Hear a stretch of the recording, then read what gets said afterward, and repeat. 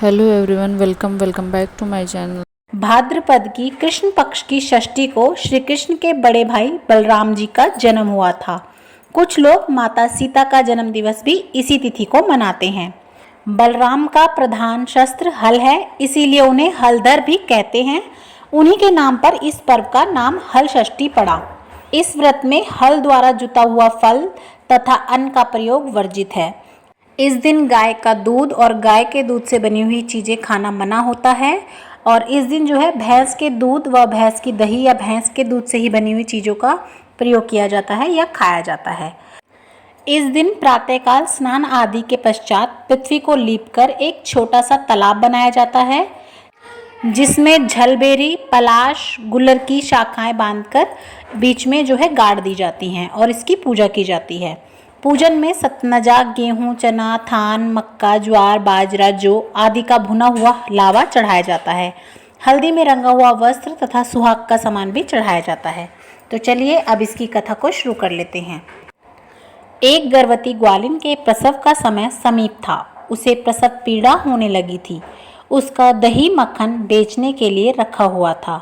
वह सोचने लगी, यदि बालक ने जन्म ले लिया तो दही मक्खन बिक नहीं पाएगा।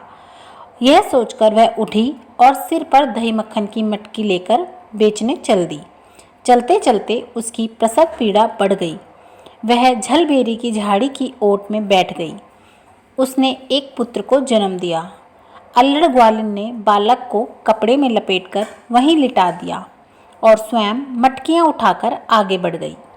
उस दिन हरछठ थी, यद्यपि उसका दूध व मक्खन गाय भैंस का मिला जुला था, पर उसने बेचते समय यही बताया कि वह केवल भैंस का ही है, इसीलिए उसका दूध दही बिक गया। जब ग्वालन ने बच्चे को छिपाया था, वह एक किसान हल चलाता जा रहा था। उसके बैल बिदक कर खेत की मेड़ पर जा चढ़े। हल की नोक बच्चे के पेट में टकरा गई और बच्चा मर गया। किसान ने तत्काल झरबेरी के कांटों से बच्चे के पेट में टाके लगाकर उसे वहीं पड़ा रहने दिया। ग्वालिन ने लौटकर बच्चे को मृत पाया। ग्वालिन ने सोचा, यह मेरे पाप का फल है। मैंने आज हरछठ के दिन व्रत करने वाली अनेक स्त्रियों को गाय का दूध व दही बेचकर उनका व्रत भंग किया है। उसी का मुझे दंड मिला है कि मेरा बच्चा मर गया। उसने सोचा, मुझे लौटकर अपना पाप स्वीकार कर प्रायश्चित करना चाहिए। वह लौटकर वहाँ गई और उसने दूध दही बेचा था जिन जिन को, उन्हें वह चिल्ला चिल्ला कर पुकारने लगी। उसने गली मोहल्ले में घूम घूम कर अपने दूध दही का सारा रहस्य जोर जोर से आवाज़ लगाकर प्रकट कर दिया। यह सुनकर स्त्रियों ने अपने धर्म रक्षा के विचार से उसे आशीष दी।